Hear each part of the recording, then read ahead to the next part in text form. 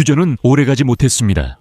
오늘 러시아는 사실상 어제 도널드 트럼프가 발표한 우크라이나의 에너지 휴전을 깨뜨렸습니다. 이로 인해 2월 1일로 예정되어 있던 우크라이나와 러시아 간의 다음 협상 라운드는 취소되었습니다. 이미 알려진 바와 같이 지난 하루 동안 러시아는 우크라이나의 물류를 목표로 공격을 전환하여 민간인에 대한 테러를 계속하고 있습니다. 동시에 전문가들은 러시아군이 앞으로 대규모 복합 공격을 수행하기 위해 사용할 수 있는 드론과 미사일의 무기고를 축적할 수 있을 것이라고 지적합니다. 한편 우크라이나는 러시아 에너지 인프라에 대한 공격을 중단할 예정입니다. 오늘도 영토 문제 논의가 뜨거웠으며 도널드 트럼프는 양측이 큰 진전을 이뤘다고 밝혔습니다. 블라디미르 젤렌스키는 모스크바 방문은 거부했지만 블라디미르 푸틴을 키이우로 초청해 평화 협정 서명을 제안했습니다. 그리고 우크라이나 수도에서 푸틴에게 영토 문제 해결을 제안했습니다. 하지만 유엔 주재 미국 대표는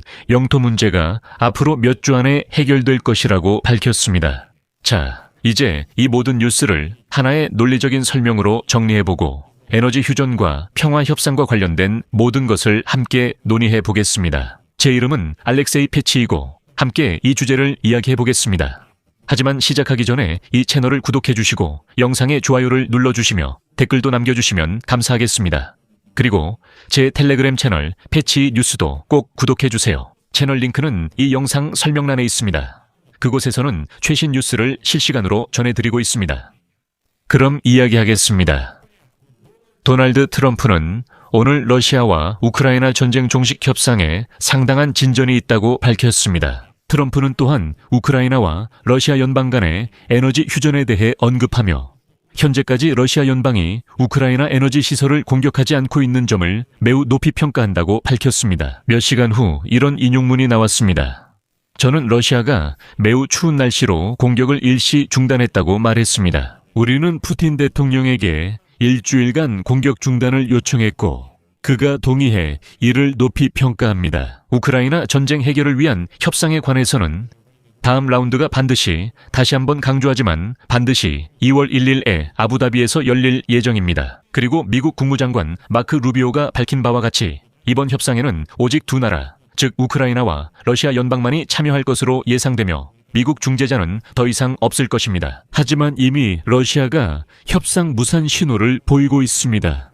나중에 블라디미르 젤렌스키도 에너지 휴전을 확인했지만 실제로 어떤 합의도 체결되지 않았고 러시아 측은 즉시 이 휴전을 깨뜨렸습니다. 러시아 독재자의 대변인 드미트리 페스코프는 러시아 연방이 에너지 휴전에 동의했다고 확인했지만 그 기간은 2월 1일까지라고 밝혔습니다. 그에 따르면 크렘린은 협상을 유리하게 만들기 위해 이렇게 했다고 합니다. 여기서 주목할 점은 도널드 트럼프가 이미 두 번이나 이 에너지 휴전이 2월 1일까지가 아니라 일주일 동안, 즉 일주일 내에 이루어진 것이라고 확신했다는 것입니다. 에너지 휴전 후 우크라이나에 영하 28도의 한파가 오고 러시아가 가장 추운 시기에 공격을 재개할 예정입니다. 더 나아가 젤렌스키는 이른바 에너지 휴전 기간 동안 러시아군이 공격 목표를 물류로 전환했다고 밝혔습니다. 그리고 이어서 그의 인용문이 나옵니다. 지난 밤에는 에너지 시설에 대한 공격이 없었지만 어제 낮에는 여러 지역의 에너지 시설이 타격을 받았습니다. 현재 러시아군이 물류를 주요 타격 대상으로 삼고 있습니다. 드론 공격이 계속되는 가운데 자포리자에서는 샤헤드 드론이 한 구역을 타격했습니다. First Person View 드론이 헤르손과 니코폴을 거의 24시간 공격 중이며 체르니히우, 수미, 하르키우 접경 지역도 상황이 복잡합니다. 이제 휴전에 대해 말씀드리겠습니다. 워싱턴 전쟁연구소는 미국 대통령이 발표한 러시아의 우크라이나 공격에 대한 일주일간의 모라토리엄이 크렘린에 유리할 수 있다고 보고 있습니다. 드론과 미사일을 비축하기 위해 연구소의 인용문을 이어가자면 러시아군은 앞으로 대규모 복합 공격을 수행하기 위해 사용할 수 있는 드론과 미사일의 무기고를 비축할 수 있을 것입니다. 우크라이나는 러시아 에너지 인프라 공격을 중단합니다. 크렘린은 이전에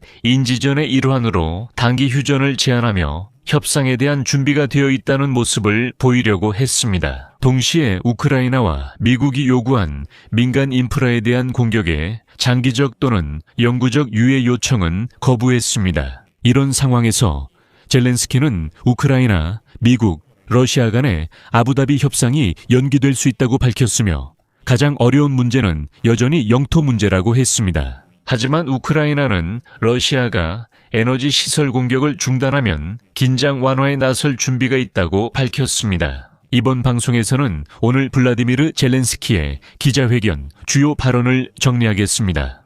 내용 분석은 별도 방송에서 진행하겠습니다.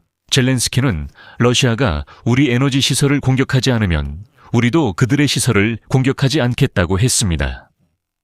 영토와 자포리자 원자력 발전소는 하나의 문제라고 했습니다. 모스크바에서 푸틴과의 만남은 불가능하니 그 사람이 키이우로 오라고 했습니다. 푸틴과 트럼프의 앵커리지 합의 내용을 젤렌스키는 모르지만 대략 짐작은 하고 있다고 말했습니다. 젤렌스키는 그린란드 이야기를 이용해 우리 영토를 빼앗고 법적으로 인정하려 할 수 있다고 밝혔습니다.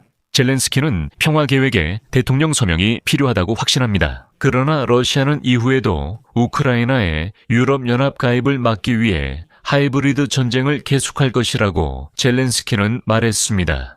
참고로 영토 문제에 관한 협상, 즉 우크라이나와 러시아가 영토 문제에 대해 합의에 이를 수 있을지에 대해서는 앞으로 몇 주 안에 알게 될 것입니다. 미국 나토 대사 매튜 위타커가 밝혔습니다. 그는 자신이 본 대표단의 보고서에 따르면 모든 것이 바로 영토 문제로 귀결된다고 확신하고 있으며 그 논의에서 이미 진전이 이루어지고 있다고 말했습니다. 그리고 마지막으로 아주 중요하고 상징적인 소식을 하나 전해드리겠습니다.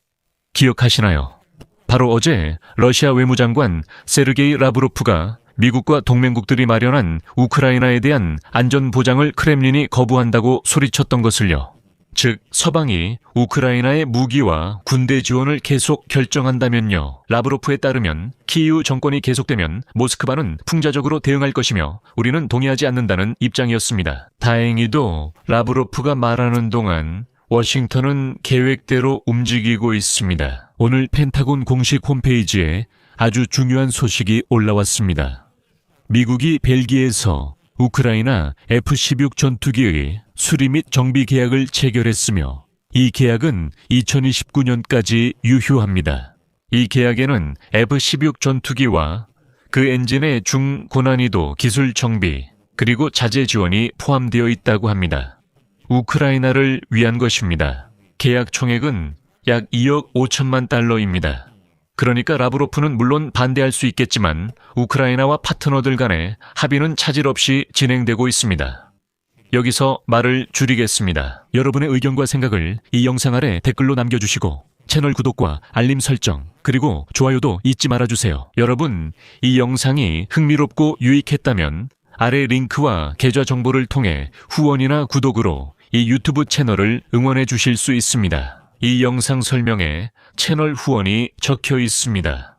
편한 방식을 선택하세요. 여러분의 어떤 지원이든 정말 감사드립니다. 오늘은 여기까지고 건강 잘 챙기시고 모두 안녕히 계세요.